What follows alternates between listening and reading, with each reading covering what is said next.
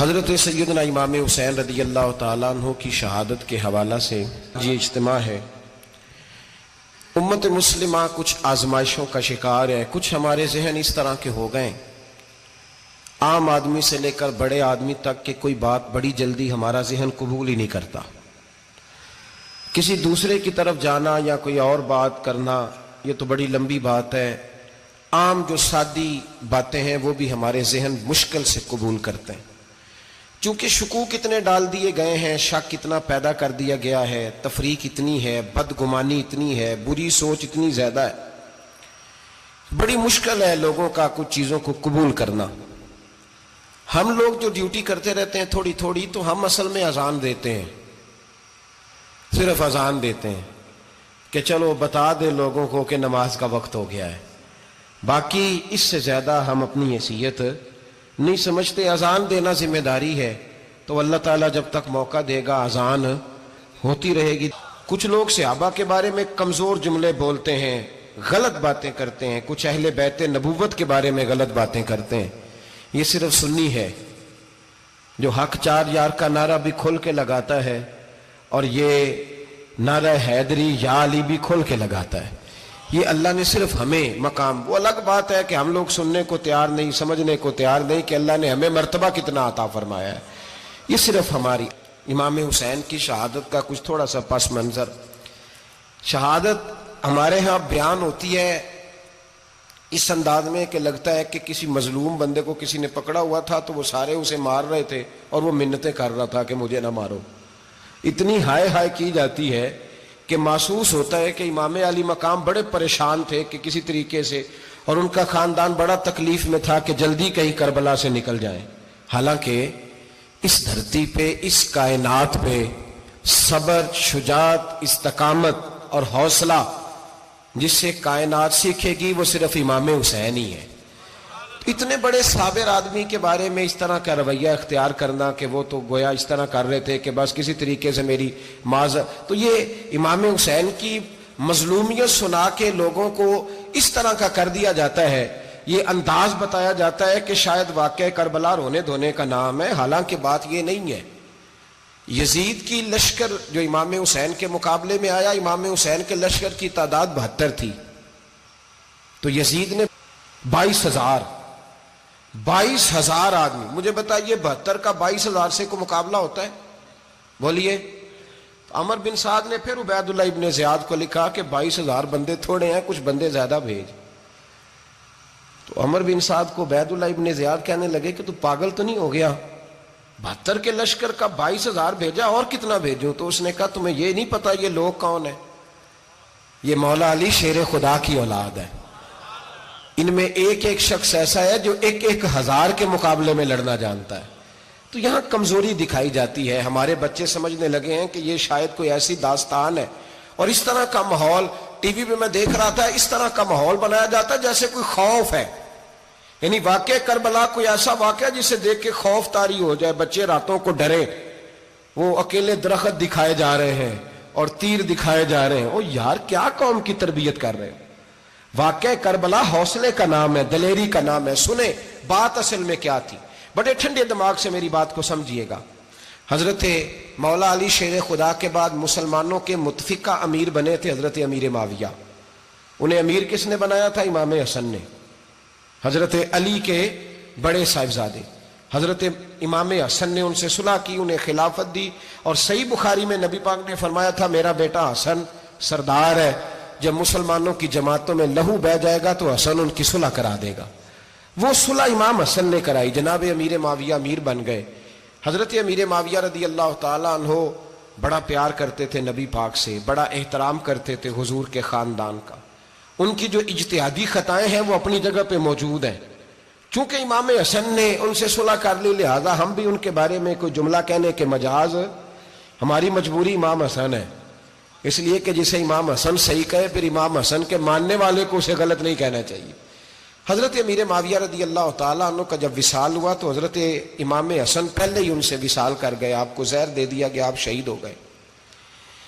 امام حسین موجود تھے، تو یزید کے بارے میں لوگوں نے کہا جناب امیر معاویہ سے کہ یہ ٹھیک ہے، مناسب ہے، اور بہادر ہے، دلیر ہے. وہ جو ہوتے ہیں نا خوش آمدی ٹولہ، ہمارے ملک میں جو اچھی خوشامد کرے اسے اچھی وزارت ملتی ہے، اچھی وزارت اسے دیتے ہیں. جو ذرا صحیح بدتمیز بھی ہو اور صحیح وکالت کرنے والا اسے وزارت صحیح دیتے ہیں. تو حضرت امیر معاویہ کے گرد بھی کچھ ایسے لوگ تھے، انہوں نے آپ سے کہا کہ یزید کو نامزد کر دیں. تو آپ نے یزید کو بلایا، حوالہ مجھ سے دیکھ لیجئے گا، بلا کے فرمایا کہ 3 بندوں کے سامنے اپنی خلافت پیش کرنا، اگر وہ تجھے مان جائیں تو امیر بن جانا، نہ مانے تو چپ کر کے گھر بیٹھ جانا. وہ 3 بندے کون ہیں؟ جناب عبداللہ ابن عباس، حضرت عبداللہ بن زبیر اور امام حسین رضی اللہ تعالیٰ عنہ. یہ وصیت فرمائی جناب امیر معاویہ. ہوا یہ کہ یزید جب امیر بنا نا، 2-3 چیزیں ہوتی ہیں جب کسی بندے کو قابو کرنا ہوتا ہے، 2-3-4-5 چیزیں ایسی ہوتی ہیں جس سے بندہ قابو آتا ہے. تو اس نے بھی فوری طور پہ، یزید نے دیکھا میرے لیے مسئلہ کیا بن سکتا ہے. ولید بن عتبہ اس وقت مدینے کا گورنر تھا. یزید نے اس کو خط لکھا کہ امیر عرب کا رواج آج بھی ہے کہ جب تک نئے خلیفہ کی بیعت نہیں ہو جاتی پرانے کے انتقال کی خبر ہی نہیں دیتے، اس کو رکھے رکھتے ہیں. یہ ان کا طریقہ ہے. وہ کہتے ہیں کہ ولی عہد اچھی طرح قبضہ کر لے پھر بتائیں گے. حضرت امیر معاویہ کا وصال ہو گیا، بتایا نہیں. یزید نے اب کیا کیا، چونکہ بڑا چلاک آدمی تھا، بڑا شاطر تھا، بڑا تیز تھا، بڑا عجیب اس کا مزاج تھا.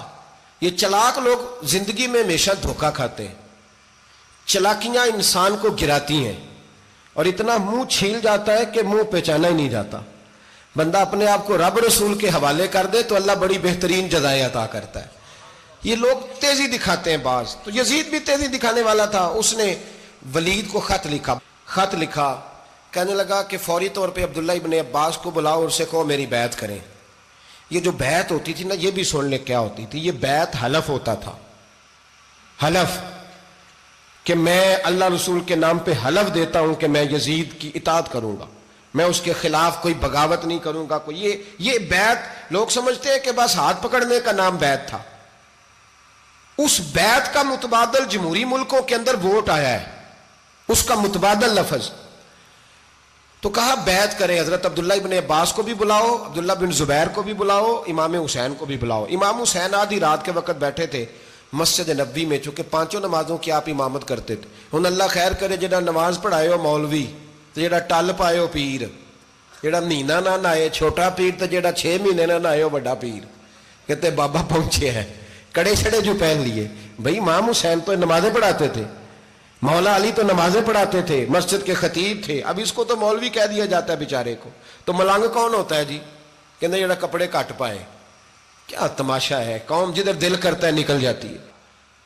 امام حسین نماز پڑھا کے عشاء کی بیٹھے تھے جناب عبداللہ بن زبیر. عبداللہ بن زبیر کون تھے؟ یہ نبی پاک صلی اللہ علیہ وسلم پھپھی کے پوتے تھے اور جناب صدیق اکبر کے نواسے تھے، حضرت عبداللہ بن زبیر. اور جناب زبیر بن عوام عشرہ مبشرہ صحابی ہیں، ان کے بیٹے تھے.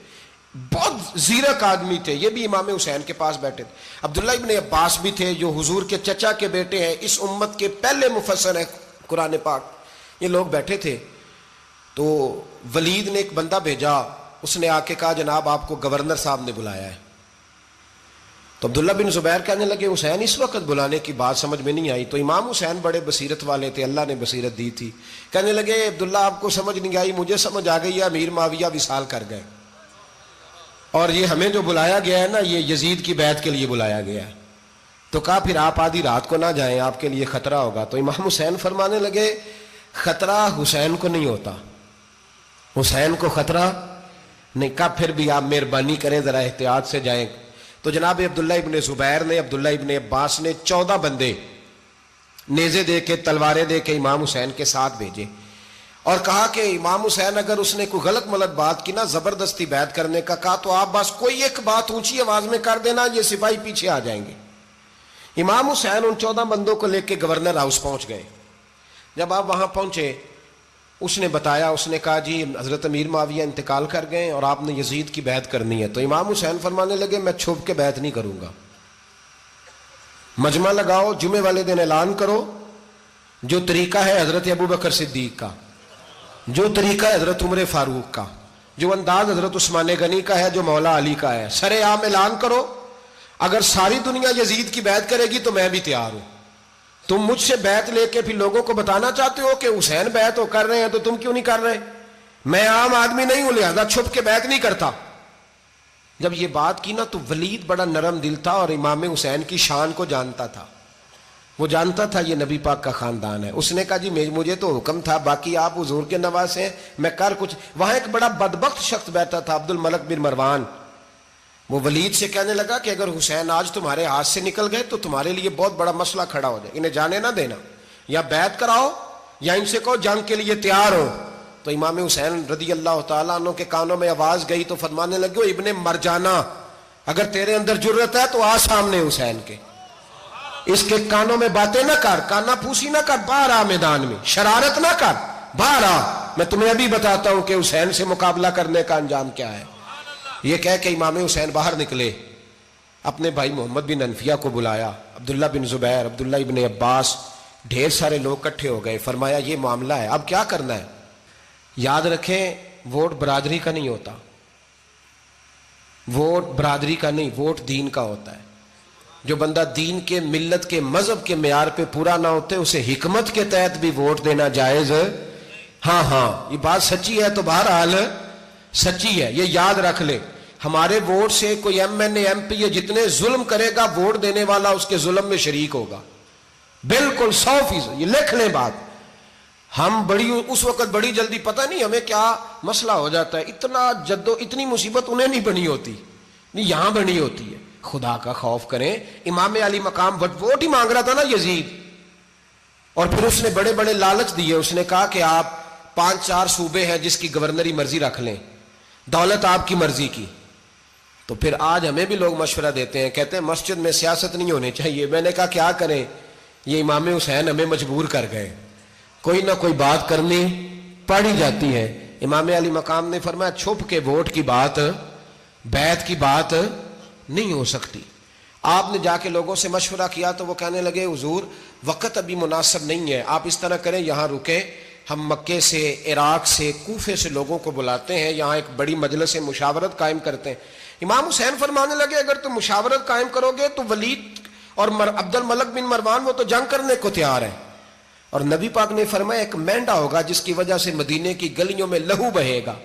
فرمانے لگے میں وہ بکرا، وہ مینڈا نہیں بننا چاہتا. کہا پھر آپ کیا کریں گے؟ تو امام حسین رو پڑے، فرمانے لگے میں مدینہ چھوڑ جاؤں گا لیکن مدینے کی حرمت پامال نہیں ہونے دوں گا.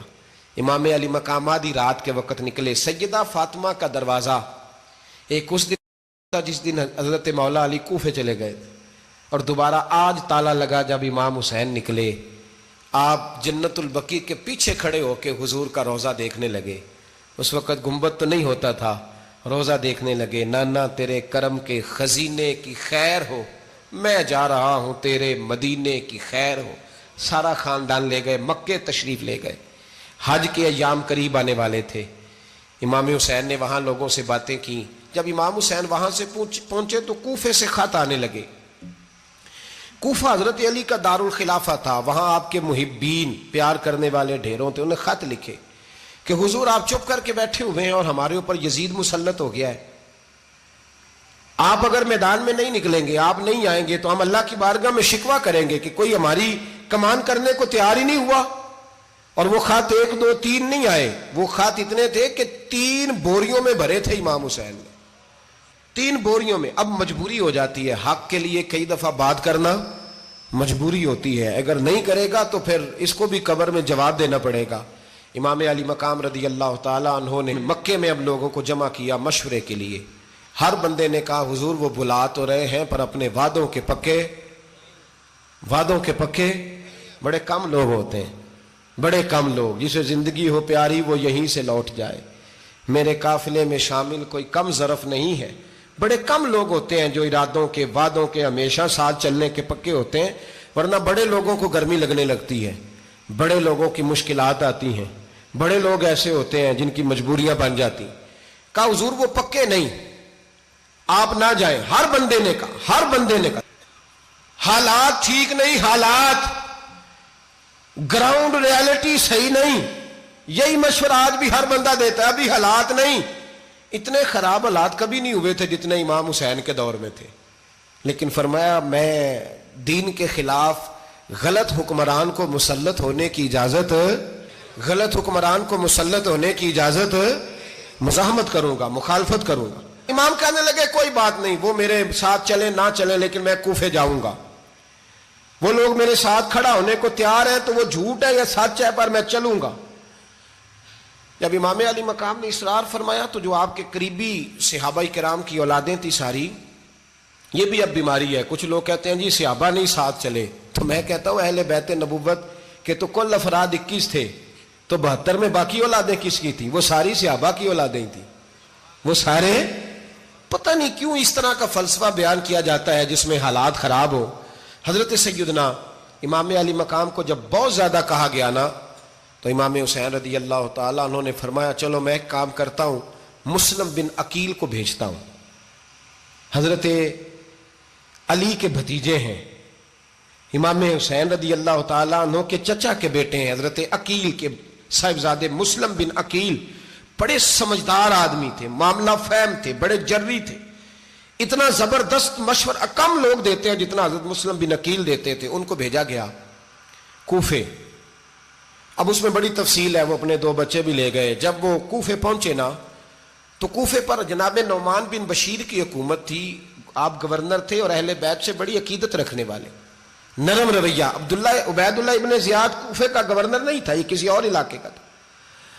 جب آپ وہاں پہنچے تو نعمان بن بشیر نے دیکھا کہ حضرت مسلم بن عقیل آئے ہیں تو لوگ دوڑے ان کی بیعت کرنے، بھاگے، اتنے لوگ جمع ہوئے کہ ایک دن میں 17,000 آدمی نے بیعت کر لی۔ تو تمہیں پتہ ہے نا جڑا الیکشن لڑتا ہوں راتی جیت کے ہی سوندا ہے، وہ فاتح ہوتا ہے، ہر روز جیتتا ہے، پتہ اسی دن چلتا ہے جس دن الیکشن کا ریزلٹ اناؤنس ہوتا ہے۔ 17,000 آدمی ایک دن آیا۔ اب وہ جو امام مسلم بن عقیل کے وہاں نعرے لگانے والے تھے کہنے لگے حضور یہ پہلے دن کی کارکردگی ہے، 2-4 دن میں دیکھیے کیا ہوتا ہے۔ 2-4 دن میں کیا ہوا؟ 40,000 آدمی نے بیعت کر لی۔ اب وہ 40,000 بندہ تیار ہو گیا۔ ادھر سے جو یزید کے وفادار تھے انہوں نے خط لکھا یزید کو کہ تو نے بڑا نرم آدمی گورنر بنایا ہے اور 40,000 بندہ چلا گیا حسین کی طرف، اگر ایک دن مسلم بن عقیل اور رہے تو جو تمہارا گورنر بیٹھے ہیں نا جناب نعمان بن بشیر، ان کو گورنر ہاؤس سے نکال کے مسلم بن عقیل قبضہ کر لیں گے، تو چپ کر کے بیٹھا ہے۔ یزید بڑا تیز تھا، اس نے ایک آدمی گھوڑے پہ دوڑایا۔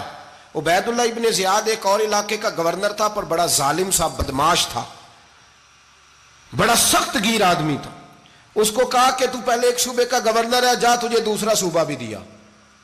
اس طرح کار فوری طور پہ کوفے پہنچ اور جا کے مسلم بن عقیل کو گرفتار کر، جو آدمی ان کا ساتھ پھر بھی دے اسے قتل کر دے۔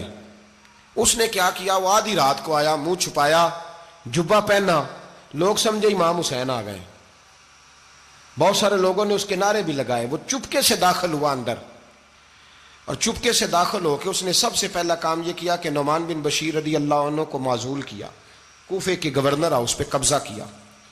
پھر اس نے اسی وقت سوئے ہوئے سرکردہ لوگ، جس طرح ایک گاؤں کا چودھری دوسرے کا محلے میں قبیلوں کے جو لوگ تھے چودھریوں کو بلایا، کچھ کو سزائیں دیں، کچھ کو سخت کہا، کچھ کو ان کے عیب گنوائے کہ وہ تمہارا فلانا مسئلہ پھر خراب کر دوں گا، بلیک میل کیا۔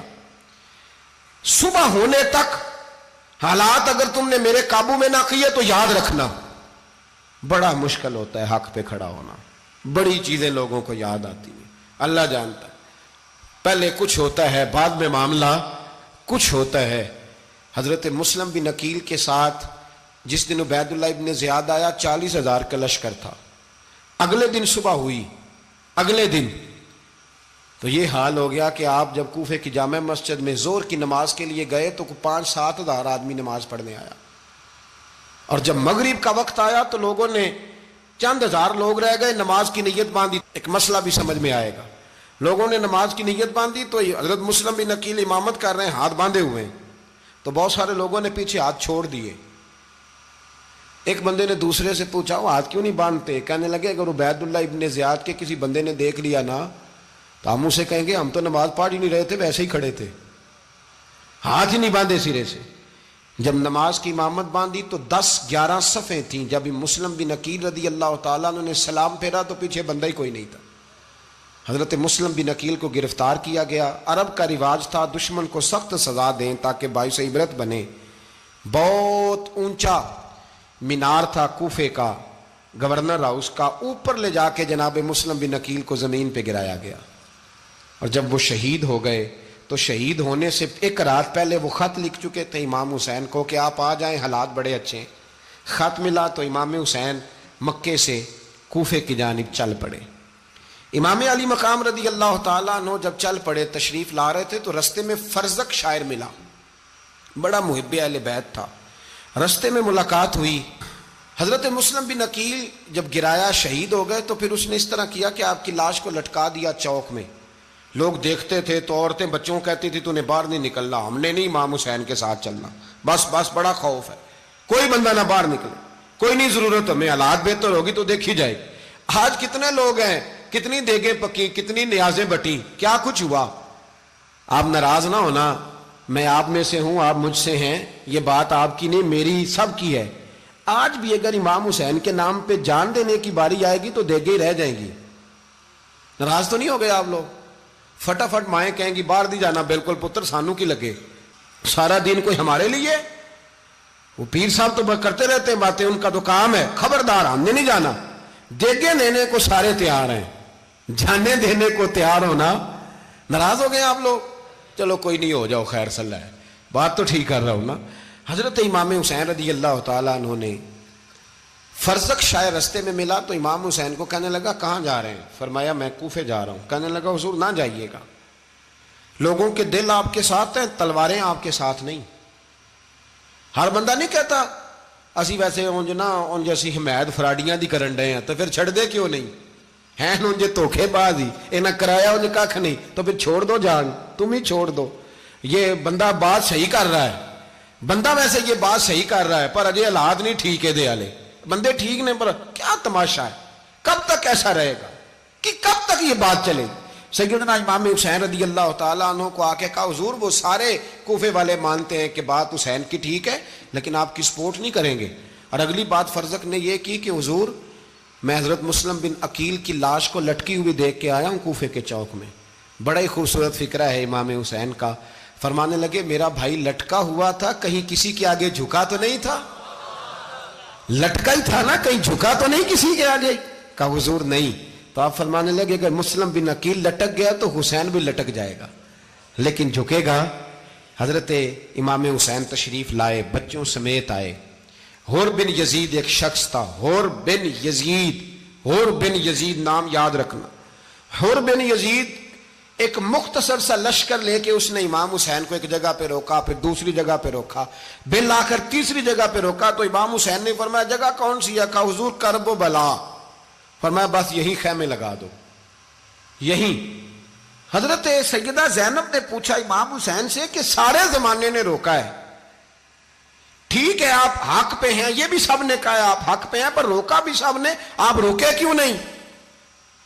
तो इब्ने कसीर और इब्ने असीर लिखते हैं कि इमाम हुसैन रो पड़े, कहने लगे बहन मैं रुक जाता, पर मैंने रात को नाना मुस्तफ़ा को ख्वाब में देखा है। तो हुजूर ने फरमाया हुसैन अगर आज ये रिवाज पड़ गया ना यजीद जैसे लोगों का, तो कयामत तक पड़ा रहेगा। फिर लोग कहेंगे कोई निकला नहीं था तो हमें भी निकलना, फिर लोग जालिमों के सामने गर्दनें झुकाने के आदी हो जाए।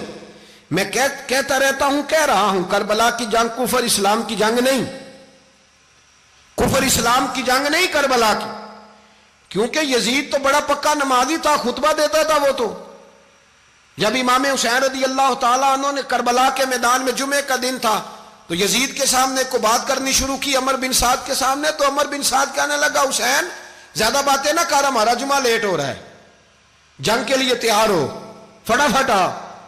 अहले बैत नबुव्वत को कत्ल करेंगे और कत्ल के बाद फिर नमाज पढ़ेंगे और फिर कहेंगे अल्लाहुम्मा सल्ली अला मुहम्मदिन व अला आले मुहम्मद, उसी नमाज में फिर दरूद भी पढ़ेंगे। ये कैसा मर्तबा है, कैसा अंदाज है, दोस्ती कातिल से भी मकतूल से याराना भी। हुर बिन यजीद इमाम हुसैन से कहने लगा मुझे हुक्म है आपको रोकने का, आप आगे नहीं जा सकते। इमाम साहब ने फरमाया वजह? जमीन अल्लाह की है। उसने कहा आप बैत नहीं कर रहे, यजीद की हालात आपके हक में दुरुस्त नहीं है, आप नहीं जाएंगे। इमाम रुक गए। जोहर की नमाज का वक्त हुआ तो हजरत अली अकबर इमाम हुसैन के बड़े साहिबजादे, उन्होंने अजान जोहर पढ़ी तो हुर बिन यजीद के लश्कर ने इमाम हुसैन के पीछे नमाज अदा की। کہا بھئی تم مقابلے میں آئے ہو نماز پیچھے پڑھتے ہو؟ کہا حضور مقابلہ تو تلواروں سے کر رہے ہیں پر ہمارا دل تو مانتا ہے نا کہ مصطفیٰ کا نواسہ بڑی شان والا ہے۔ حر بن یزید نے 3 نمازیں لشکر سمیت امام حسین کے پیچھے پڑھی ہیں، 3 نمازیں، ظہر عصر اور مغرب۔ پھر امام حسین کے سامنے شرائط پیش کی کہ آپ کو یہاں گھیر لیا گیا ہے، یہاں آپ بیعت کریں گے، یہاں جنگ کریں گے، 2 ہی باتیں۔ امام حسین نے فرمایا نہیں بھائی بیعت تو میں نہیں کرتا، اس کے علاوہ تم جو کہتے ہو میں کرنے کو تیار ہوں۔ اس نے خط لکھا، عبید اللہ ابن زیاد کو ایک بندہ دوڑایا پیچھے کوفے، چند میل پہ کوفہ تھا، کہا وہ نہیں مان رہے، کیا کرنا ہے؟ تو حسین ابن علی ہے، میں زیادہ دیر انہیں روک بھی نہیں سکتا۔ انہوں نے پیغام دیا حر بن یزید کو کہ کرنا کچھ بھی نہیں، ان کا پانی بند کر دو، بلیک میل کرو، کھانا پانی نہیں ملے گا، چھوٹے چھوٹے بچے ہیں، خود ہی مان جائیں گے۔ حضرت امام علی مقام کے بارے میں حر کے پاس جب یہ پیغام آیا تو حر کہنے لگا میری طبیعت نہیں مانتی حسین پر پانی بند کروں، دل نہیں مانتا۔ جب یہ لفظ کہے نا دوبارہ تو پھر عبید اللہ ابن زیاد نے عمر بن سعد کو 10,000 آدمی دے کے بھیجا، کہا حر بن یزید لچک دکھا رہا ہے حسین کے حق میں۔ ایک رے کا علاقہ تھا، بڑی وہاں فصل ہوتی تھی، لوگ کوشش کرتے تھے وہاں کا گورنر بننے کی، کوشش کرتے تھے۔ تو عبید اللہ ابن زیاد کہنے لگا تمہیں رے کی گورنری ملے گی، سب سے سرسبز و شاداب علاقہ، تمہیں وہاں کا گورنر بنایا جائے گا اگر حسین کے خلاف لڑو گے۔ یہ اتنی زبردست ہوتی ہیں گورنریاں کہ گورنریوں کے لیے لوگ نسل رسول کے خلاف بھی نکل آتے ہیں، یہ اتنی تگڑی ہوتی ہیں، اتنی جلدی وفاداریاں بدلتی ہیں۔ امام حسین کو روک لیا گیا، عمر بن سعد نے روک لیا۔ 1 محرم کو امام آئے، 7 محرم تا روکا گیا، 7 محرم کو پانی بند کر دیا۔ جانور پانی پیتے تھے، گھوڑے پیتے تھے، کتے پیتے تھے، لیکن مصطفیٰ کے گھرانے کو پانی پینے کی اجازت 3 دن تک پانی بند رہا۔ 9 محرم کو عمر بن سعد نے اور لوگ بلائے۔ شمر ایک بڑا سخت آدمی تھا، سنگ دل بدبخت، جس نے حضرت علی اصغر کے گلے پر تیر مارا تھا، وہ اور لشکر لے کے آیا۔ رات کو کہنے لگا امام حسین رضی اللہ تعالیٰ عنہ سے کہ بس بڑا ہو گیا، یہ 9-10 محرم کی درمیانی رات، یہاں آپ جنگ کریں گے یا آپ بیعت کریں گے، 2 ہی باتیں۔ امام حسین اندر گئے، سیدہ زینب سے مشورہ کیا، باہر آئے، فرمایا بات وہی ہے جو پہلے دن والی ہے۔ او بھائی بچے ساتھ ہو، صحرا کا علاقہ ہو، تپتی ہوئی ریت ہو، اتنے کٹھن اور سخت حالات، چاروں جانب موت ہی موت، دور دور تک اپنوں کا نام و نشان کوئی نہیں، اور اکیلے فیصلہ کرنے والے امام حسین، باقی سارے بچے ہیں یا عورتیں، سارے بڑے اکیلے۔ امام حسین رضی اللہ تعالیٰ عنہ نے فرمایا بھائی بیعت تو میں نہیں کرتا، باقی جو تمہارا پروگرام ہے۔ شمر اور ابن سعد کہنے لگے پھر جنگ کے لیے تیار ہو جائیں۔ کیا انداز ہے امام حسین کا، فرمانے لگے کل جنگ کروں گا، مجھے پتا تو ہے جنگ کا نتیجہ کیا نکلنا ہے، 1 رات مجھے دے دو تاکہ میں کھل کے اپنے رب کی عبادت تو کر لوں۔ حسین نے جانا ہے، مجھے پتا ہے کل رزلٹ 72 اور 22,000 کا کیا 1 رات مجھے دو، میں مالک سے راز نیاز تو کروں، میں گویا اس سے پوچھوں تو صحیح کہ مالک میرے والد بھی شہید ہیں، بھائی بھی شہید ہیں، نانا کو بھی دکھوں میں دیکھا ہے، تو اب میری باری ہے تو مالک میں حاضر ہوں، مجھے موقع تو دو، اس لیے کہ میرے نانا نے بدر میں بھی ساری رات عبادت کی تھی، صبح مجھے موقع دو۔ اور دنیا کا اصول ہے جب کوئی موقع مانگتا ہے تو دیا جاتا ہے۔ یہ دونوں کہنے لگے کوئی موقع نہیں۔ حر بن یزید پیچھے سے بولا، کہنے لگا نہیں بدتمیزی نہ کرو، حسین کو موقع دو، تمہیں دینا پڑے گا۔ موقع دیا۔ حر بن یزید نے پھر منت کی، کہا حضور آپ مہربانی کریں مان جائیں۔ فرمایا ماننے والا کھاتا کوئی نہیں۔ فرمایا ماننے والا کھاتا، بولیے ماننے والا کھاتا، یہ بڑا مشکل کام ہے بھائی۔ ضمیر کا سودا اب تو عام ہو گیا، بازار لگتے ہیں، ریٹ لگتے ہیں، اپنی اپنی چاہتوں پہ لوگوں نے اپنے اپنے انداز سجائے ہوئے ہیں۔ کوئی آدمی بس اچھے طریقے سے نام لے لے تو بس ہم اس کے پیچھے چل جاتے ہیں، اب تو عام ہو گیا یہ معاملہ۔ امام حسین نے فرمایا ہو ہی نہیں سکتا، ممکن ہی نہیں ہے۔ ساری رات عبادت میں گزری، ریاضت میں گزری، تہجد کا وقت ہوا تو گھر والوں کو بلایا، فرمایا دیکھنا تمہاری سی کی آواز نہ باہر آئے، خبردار سی کی آواز نہ آئے۔ اور امام زین العابدین سے فرمایا تو بیمار ہے، تو جہاد نہیں کرے گا، لیکن خیال رکھنا پیچھے۔ اور بڑی قیمتی بات بتا رہا ہوں، ہماری بیویاں کسی کے گھر میت ہو جائے تو 4 دن بخار نہیں اترتا، امام علی مقام نے سیدہ زینب سے فرمایا تو بڑی ہے، میری بہن ہے، پیچھے سارے بچے ہیں، جوان ہیں، ان کے حوصلے تیری ذمہ داری ہیں۔ صبح جنگ کا طبل بجنے لگا، فجر کی نماز پڑھی، سورج چڑھا، 10 محرم کا دن، جمعے کا وقت، جناب سیدنا امام حسین رضی اللہ تعالیٰ عنہ نے ریت پر سجدے کیے، لمبے سجدے، لمبی نماز، سورۃ الشمس کی آیات دوسری رکعت میں پڑھی تو سارا کربلا گونجنے لگا۔ کیا انداز تکلم تھا امام علی مقام کا۔ نماز مکمل ہوئی تو حور بن یزید، عمر بن سعد اور شیمر سے کہنے لگے واقعی حسین سے لڑو گے؟ پتہ نہیں کون ہے۔ قل لا اسألکم علیہ اجرا، تم نے نہیں پڑھا؟ الا المودۃ فی القربى، تمہاری آنکھیں بند ہیں۔ الحسن والحسین سید الشباب اہل جنہ، تمہیں نہیں پتا؟ کہنے لگا چپ کر، حکومت نظر آ رہی ہے۔ اور بن یزید کہنے لگے پھر میرا بھی فیصلہ سنو، مجھے حکومت نہیں چاہیے، مجھے جنت چاہیے۔ حکومت نہیں چاہیے۔ امام حسین کی پہلی فتح دیکھیں، اور بن یزید ایڑی لگا کے نا یزید کے لشکر سے نکل کے امام حسین کے لشکر میں شامل ہو گیا، اور پہلا شخص جس نے امام حسین کو روکا، امام حسین کے نام پر پہلا سر بھی اسی شخص نے کٹایا ہے۔ لیکن یزید کی قبر پہ لعنت بھی کوئی نہیں برساتا، اس کا محل تھا بہت بڑا، لیکن جب لوگ کربلا میں امام حسین کو سلام کرنے جاتے ہیں تو قدموں میں حور بن یزید کا مزار بھی بنا ہوا ہے، اس کو بھی سلامی دی جاتی ہے۔ اور اب ہم اکیلا حور بن یزید نہیں کہتے، ہم کہتے ہیں حور بن یزید رضی اللہ تعالیٰ۔ اب ہم اتنی تعظیم کرتے ہیں اس حور کی۔ جناب امام حسین کو میدان میں کھڑا کیا گیا، جہاد کا طبل بجا، پہلے خدام آئے، اور سن لو آج وہ پتہ نہیں بازاری سے لوگ چڑھ گئے اسٹیجوں پہ، بازاری سے، نہ چہرے پہ داڑھی ہے نہ سر پہ کوئی کپڑا ہے، بازاری لوگ ہیں، بھاگ رہے ہیں، بازو چڑھائے ہوئے ہیں، بٹن کھولے ہوئے ہیں، تماشا بنا دیا۔ سننے والوں کا بھی اللہ ہی حافظ ہے، وہ سٹیج پہ یہ اہل بیت کی شان بیان کرتا ہے، بھاگ کے ادھر جاتا ہے، یہ کوئی طریقہ ہے؟ سننے والوں کا بھی عجیب انداز ہے، ہر بندے کو سننے بیٹھ جاتے ہیں۔ دین مہذب ہے، تہذیب والا ہے، دلائل رکھتا ہے، دین وقار رکھتا ہے، ایسے لوگ اب دین بیان کریں گے؟ حضرت سیدنا امام حسین رضی اللہ تعالیٰ عنہ صبح جب جہاد کا وقت آیا، پتہ کون کون تھے کربلا میں؟ امام حسین کے ساتھ امام حسین کے 4 بھائی تھے کربلا میں۔ کتنے؟ بول کے بتائیں۔ حضرت علی کے 4 بیٹے، عباس بن علی، جن کو حضرت عباس کہا جاتا ہے نا، علمدار، یہ حضرت علی کی دوسری زوجہ میں سے۔ عباس بن علی بھی تھے، اور ابو بکر بن علی بھی تھے، عمر بن علی بھی تھے، عثمان بن، یہ حضرت علی کے بچوں کے نام ہیں۔ یہ آپ کے شہزادے امام حسین کے ساتھ شہید ہوئے، ان کا نام صرف اس لیے نہیں لیا جاتا کہ ان کا نام خلفائے ثلاثہ کے نام پہ، حضرت علی نے اپنے یاروں کے نام پہ رکھا ہے، تو تم نے کربلا کے میدان سے خارج کر دیا۔ یہ تینوں شہزادے حضرت جناب سیدنا امام حسین کے ساتھ تھے، یہ بھی شہید ہوئے۔ حضرت جناب زینب امام حسین کی سگی بہن ہے، ان کے 2 بچے تھے، اون و محمد۔ جب امام حسین میدان میں جانے لگے تو جناب زینب بچوں سے کہنے لگی نہ، پہلے بھائی نہیں جائے گا، پہلے بھانجے جائیں گے۔ 2 بچے شہید ہوئے۔ حضرت قاسم بن حسن امام حسن کے بیٹے تھے، وہ جب میدان میں جانے لگے تو امام حسین نے کہا نہیں بھائی تو نہیں جائے گا، تو میرے بھائی کی نشانی ہے، میں جاؤں گا۔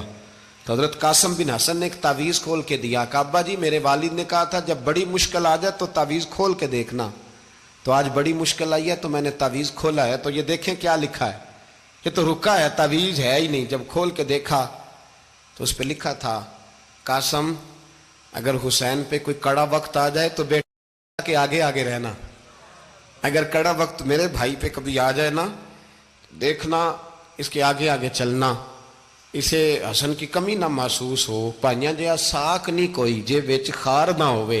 سیدنا امام حسین پہلی دفعہ کربلا میں اس وقت روئے جب یہ رکا، آپ نے دیکھا تو فرمایا ٹھیک ہے، اگر حسن کی یہ وصیت ہے تو میں نے زندگی میں اگر ان کی ہر بات مانی ہے اب بھی مانوں گا، تمہیں اجازت ہے۔ جناب قاسم بن حسن 16 سال کا جوان جب میدان میں نکلے تو ہائے ہائے پتہ نہیں کہاں سے آ گئی ہے۔ امام قاسم بن حسن جب میدان میں نکلے تو تبری سے لے کر علامہ ابو الاسناد صاحب سب کو پڑھ کے تو دیکھو، 3 دن کی پیاس ہے، شدید آزمائش ہے، دکھ ہیں، تکلیفیں ہیں، پھر بھی پہلی دفعہ جب میدان میں گئے ہیں واپس آئے ہیں 19 لوگوں کو قتل کر کے واپس آئے ہیں۔ 19 لوگوں کو ایک بار میں حضرت ایسے ہی تماشا بنا دیا ہے۔ مظلوم تھے وہ تو رو رہے تھے، ہر مقرر یہ کہہ رہا ہے کہ وہ تو بار بار کہہ ابا پانی مل جائے، پانی آ جائے، ترس گئے۔ خدا کا خوف کرو، یہ دلیر لوگ تھے، ان کی باتیں آج بھی پڑھ کے دلیری پیدا ہوتی ہے، دلیری پیدا ہوتی ہے، دلیری۔ سناؤ قصہ خیبر کو تمامی اپنے بچوں کو، علی کی داستان سن کے دلوں سے ڈر نکلتا ہے، علی کی داستان سن کے دلوں سے یہ جو بچے ڈر رہے ہیں نا، وہ چمگادڑ آ گئی، کاکروچ آ گیا، یہ خوف نکل جائے گا اگر حضرت قاسم بن حسن کی بات سنیں گے۔ درجنوں لوگ آپ نے قتل کیے۔ ایک دفعہ آئے، کہا چاچا یزید کا لشکر تو بڑا ہی بزدل ہے، اگر چند قطرے پانی میرے حلق سے گزرے تو میں سارے کاٹ کے لے آؤں گا آپ کے پاس، چند قطرے۔ لیکن تھوڑی دیر گزری، عمر بن سعد کہنے لگا اکیلے اکیلے جاؤ گے تو علی کا پوتا ہے، یہ سب کو مار دے گا، کٹھے جاؤ۔ چاروں جانب سے تیر برسے، ایک تیر لگا آ کے گردن کے پیچھے، بس جناب سیدنا قاسم بن حسن گھوڑے سے نیچے گرے تو جناب زینب حوصلہ کر کے آنسو سمیٹ کے کہنے لگی میں دیکھ رہی ہوں پردے کے پیچھے سے حسین میرے بھائی کا بیٹا گر گیا ہے، جا اسے اٹھا کے لا۔ حضرت امام حسین ان کو اٹھا کے لائے تو امام حسین نے سینے سے لگایا ہوا تھا تو ان کے پیر، ان کا قد لگتا تھا امام حسین سے زیادہ ہے، اٹھا کے لایا، لٹا دیا گیا۔ امام حسین کے اپنے بڑے بیٹے میدان میں نکلنے کو، علی اکبر نام ہے، جب جن لوگوں نے حضور کو نہیں دیکھا تھا وہ جب کہتے نا ہم نے نبی پاک کا دیدار نہیں کیا تو بتاؤ کس طرح کے تھے، تو بتایا جاتا تھا کہ جناب علی اکبر کا دیدار کرو، ہم شبیہ مصطفیٰ۔ اور جب وہ گلیوں میں نکلتے تھے تو عورتیں چھتوں پہ چڑھ جاتی تھیں۔ جناب علی اکبر رضی اللہ تعالیٰ عنہ تلوار لے کے میدان میں نکلے، جوان بیٹے دینے بڑے مشکل۔ او یارو رٹا کیا ہے یہ تو بتاؤ، کہ ظالم آدمی حکمران ہے یار، یہ رٹا ہے، ایک ظالم کا رستہ روکنا ہے، اس رٹے کے لیے ہم شبیہ مصطفیٰ۔ جناب سیدنا امام علی اکبر میدان میں نکلے، بڑے لوگ مارے، بڑے، پھر ایک تیر ان کے بھی گلے میں لگا، اور جب وہ گرے نا زمین پہ تو حضرت امام حسین دوڑ کے آئے، دوڑ کے، اور جب تشریف لائے تو ان کے گلے سے تیر کھینچا تو ایک جملہ لکھا ہے صاحب تبری نے، اس نے حد کر دی، کہنے لگے تیر کھینچا تو امام حسین کی آنکھوں میں آنسو آئے، کہنے لگے کاش جناب ابراہیم آج میرے سامنے ہوتے تو میں انہیں کہتا کہ آپ نے تو بیٹا ذبح کرتے وقت آنکھوں پہ پٹی باندھی تھی، دیکھو میں کھلی آنکھوں سے بچے ذبح کر رہا ہوں، کھلی آنکھوں، کاش جناب ابراہیم خلیل ہوتے تو انہیں کہتا۔ جناب علی اکبر بھی شہید ہوئے۔ حضرت علی اصغر کو تو اچانک اٹھایا تھا امام حسین، باہر نکلے تو گردن پہ تیر لگا تو 6 مہینے کا بچہ وہ بھی شہید ہوا، خون اچھالا آسمان کی طرف تو کہا مولا دیکھ لے میں نے 6 مہینے والا بھی نہیں بچایا، وہ بھی دے دیا ہے۔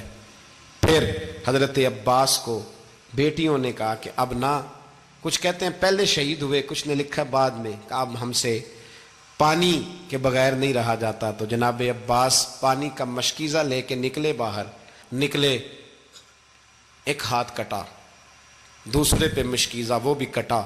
دیکھ لو میں پس منظر پہ ہوں ابھی تک، میں بتا رہا ہوں کہ جہاد کس کے خلاف تھا؟ ظالم حکمران کے خلاف، ظالم کافر کے خلاف نہیں، مشرک کے خلاف نہیں۔ حضرت امام حسین رضی اللہ تعالیٰ عنہ نے ہر جگہ ایک ہی بات کی کہ یزید شرابی ہے تو بچے کٹوا دوں گا، شرابی کو ووٹ۔ یہ ایک نہیں، ہر کتاب میں یہی لکھا، ہر کتاب میں، اور ہر مسلک کی کتاب۔ یزید چونکہ مجرے دیکھتا ہے، رنڈیوں کا ناچ دیکھتا ہے، بچے کٹوا دوں گا، اس کے ہاتھ میں ہاتھ۔ امام حسین نے فرمایا چونکہ اللہ کی حدوں کو توڑتا ہے، حقوق اللہ پامال کرتا ہے، حدود اللہ، بچے کٹوا دوں گا لیکن اس کے ہاتھ میں ہاتھ۔ سارا دن خود مجرا دیکھنا اور 10 محرم کو 2 دیگیں پکا کے حسینی بن جانا، سارا سال خود گند مند کرنا، شرابیوں کے ساتھ رہنا، اور 10 محرم کو 2 آنسو بہا کے یاد رکھنا۔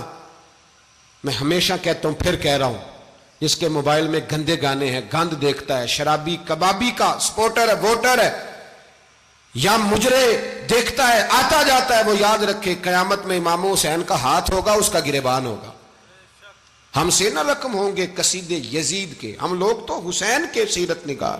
حضرت عباس کا بازو کٹا، پھر پانی تو بھر لیا تھا، لا نہ سکے، پھر گردن کٹی تو شہید ہوئے۔ بچوں کی بھی شہادت ہوئی، پر جب ان کا لاشا اٹھایا تو امام حسین کہنے لگے مولا اب نہ حسین کی کمر کمزور ہو گئی ہے، اب کمزور ہو۔ اور بھائی ایک میت ہو جائے تو 4-5 دن تو پوری آنکھیں نہیں کھلتی، کیسا جری خاندان ہے۔ تھوڑی دیر گزری تو امام علی مقام نے پٹکا باندھا، سر پہ دستار باندھی، مولا علی کی تلوار پکڑی، نبی پاک کا امامہ باندھا اور گھوڑے پہ سوار ہوئے تو کہنے لگے زینب گھر تیرے حوالے اور میں اللہ کے حوالے، گھر تیرے حوالے اور میں۔ اور پھر امام حسین نکلے، امام علی مقام نکلے۔ راوی کہتے ہیں کہ یہ جلوہ پہلے بھی بڑے سونے تھے، پر آج جو رنگ دیکھا وہ کبھی نہیں دیکھا۔ کیا انداز تھا، جدھر جاتے نعرہ لگاتے تو حد ہو جاتے۔ اتنے لوگ امام حسین نے کاٹے، اتنے کاٹے، پھر واپس پلٹ کے آئے اور کہنے لگے زینب ذرا پردے کے پیچھے سے دیکھ تو صحیح میری بہن، ان بزدلوں کو جرت ہی نہیں ہو رہی حسین کے مقابلے میں آنے، ایک دوسرے کو دھکا دیتے، تو جا تو جا۔ پھر اکٹھے وار ہوئے۔ یہ کون ہے کٹا ہوا، لباس ہے پھٹا ہوا، یہ بال یقین حسین ہے، نبی کا نور عین ہے۔ پھر چاروں جانب سے تیر برسے تو امام علی مقام چونکہ نماز کا وقت ہو گیا تھا، اترے گھوڑے سے، خون بہ رہا تھا، گرم ترین ریت سے تیمم کیا، سر سجدے میں رکھا، اور جب شمر آپ کی گردن کاٹنے لگا تو کہنے لگے ٹھہر جا ذرا رب سے ایک بات کر لینے دے۔ اور پھر بولے امام حسین، کہنے لگے مالک تو اب بتا کہ حسین سے راضی ہے کہ ناراض ہے، تو بتا۔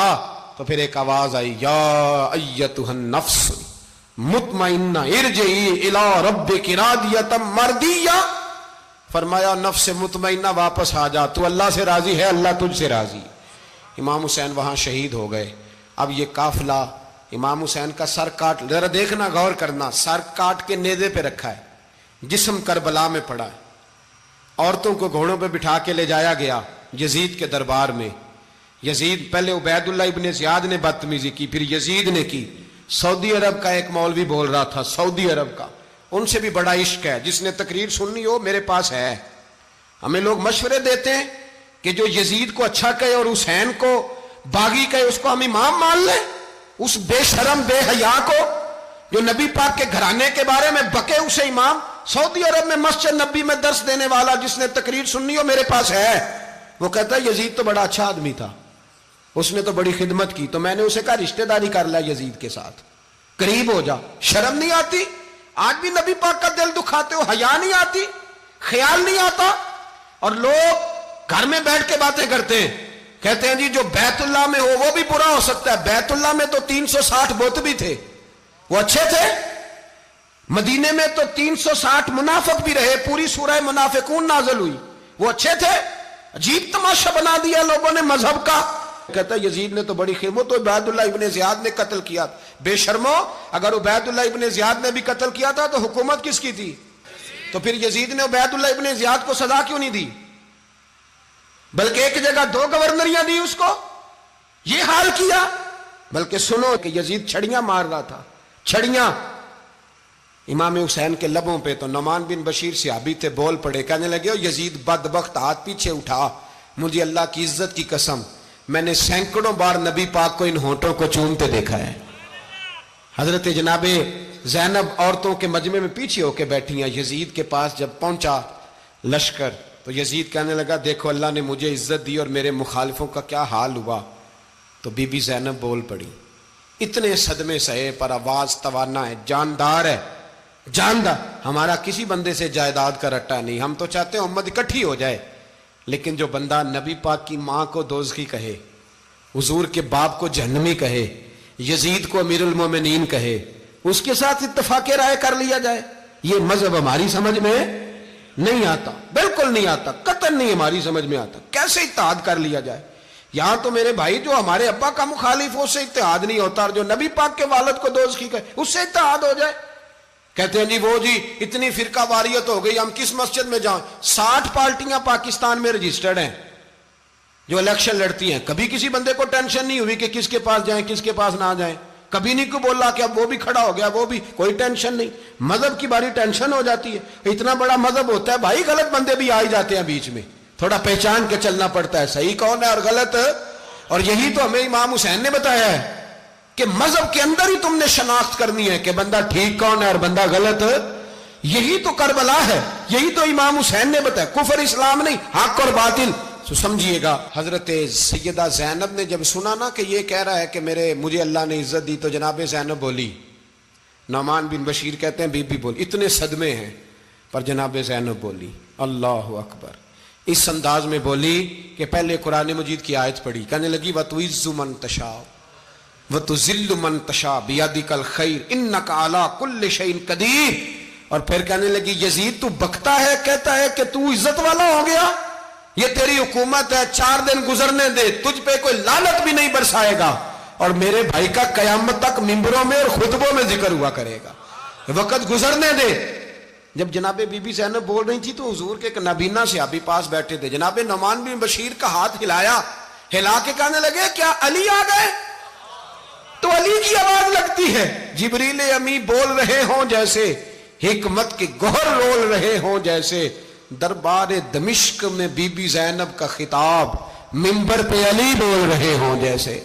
میرے بھائی بس کربلا والا قافلہ تو مدینے پہنچ گیا. 3 سال یزید نے حکومت کی، شرابیں عام ہو گئیں، مکے پہ حملہ ہوا، خانہ کعبہ کا غلاف جلا، مدینے پہ اس نے حملہ کیا.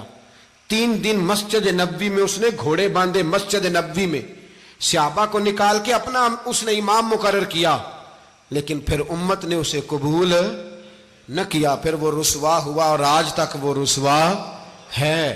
لیکن امام حسین کا نام کل بھی زندہ تھا اور آج بھی. درس یہ ہے، پیغام یہ ہے، پیغام یہ ہے. یاد رکھو موت تیزی سے آ رہی ہے. ہمارے ساتھ والے، دائیں بائیں والے سب چلے گئے. اسی طرح نمبر لگے گا، ایک دن اعلان ہوگا.